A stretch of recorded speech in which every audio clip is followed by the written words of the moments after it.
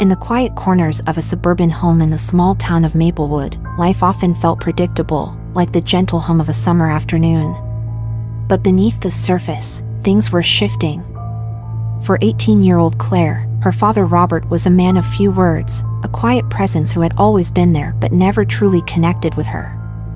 Claire's mother, Lisa, was a loving but busy woman, often lost in her own world of work and responsibilities. One summer evening, while Lisa dozed on the couch, Claire found herself alone with Robert. The air was thick with unspoken words. "Dad," Claire began, her voice wavering, "do you ever think about what it means to really know someone?" Robert glanced up, surprise flickering across his face. "I suppose I do. Why do you ask?" As they spoke, Claire felt an unexpected bond forming. They shared stories about their favorite books, childhood memories, and even laughed about family mishaps. Each moment felt electric, as if they were uncovering pieces of each other that had long been buried. Yet, as their connection deepened, Claire felt a weight pressing down on her.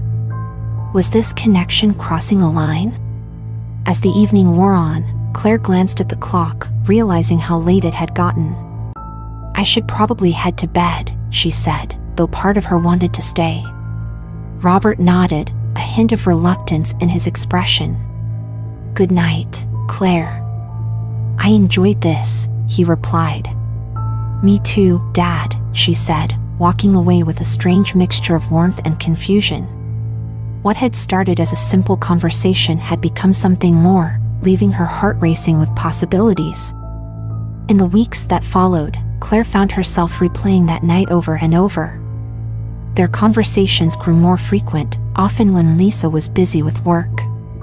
Each exchange was charged, filled with a depth of emotion that both thrilled and terrified Claire. One evening, on the porch, Claire turned to Robert. "Do you think people can really change?" Robert took a deep breath. "I think they can, but it takes effort. Sometimes we get stuck in our ways, and it's hard to break free."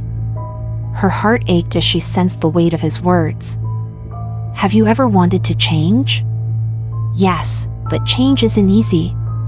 It means facing parts of yourself you'd rather ignore," he said, his eyes distant. Claire felt a rush of empathy. "You don't have to face it alone, you know." As summer progressed, Claire's feelings intensified, blurring the lines of their relationship. The deeper they connected, the more she wanted to protect Robert from his own struggles. Yet, the realization of her feelings brought a swell of confusion. Could this be more than a father-daughter bond? One rainy afternoon, while Lisa was out, Claire found herself alone with Robert again. "Dad, do you ever feel trapped?" she asked, her heart racing. "Trapped in what way?" he replied. "Like in life. Sometimes I feel like there are things we can't say, things we're not allowed to feel." Robert's expression grew serious. "Wanting more is natural, but it can lead to complications, especially in family." Just then, the sound of a key turning in the lock jolted them back to reality. Lisa stepped inside, blissfully unaware of the charged atmosphere that hung in the air. Claire felt a pang of disappointment as her moments slipped away, but the connection she shared with Robert had only deepened.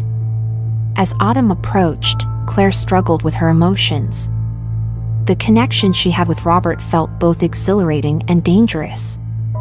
One evening, they found themselves in the kitchen after dinner, the sound of rain drumming against the windows creating an intimate atmosphere. "Claire, I've been thinking," Robert began, his voice serious. "I don't want to overstep. I care about you deeply, but we have to be careful." "I just don't want things to get complicated," she replied, her heart heavy. Robert sighed, looking thoughtful. "It's okay to feel confused. You're growing up, and your emotions are complex, but we have to respect the boundaries of our family." Claire realized that she was at a crossroads. She could either embrace this connection or pull away to protect what remained of their family structure. The thought of losing her father's attention felt unbearable, yet she knew that crossing a line could lead to irreversible consequences. "Maybe we should take a step back," she suggested, her voice trembling. "For both of us." Robert nodded. "That's probably wise. I value our relationship, Claire. You mean the world to me, and I don't want to jeopardize that."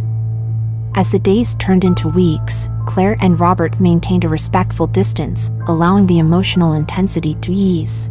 Don't miss out on the journey to 1,000 subscribers. Hit that subscribe button now and be part of something big before everyone else. They focused on lighter conversations and family activities, each shared moment a reminder of what they were protecting. But the bittersweet ache of unexpressed feelings lingered.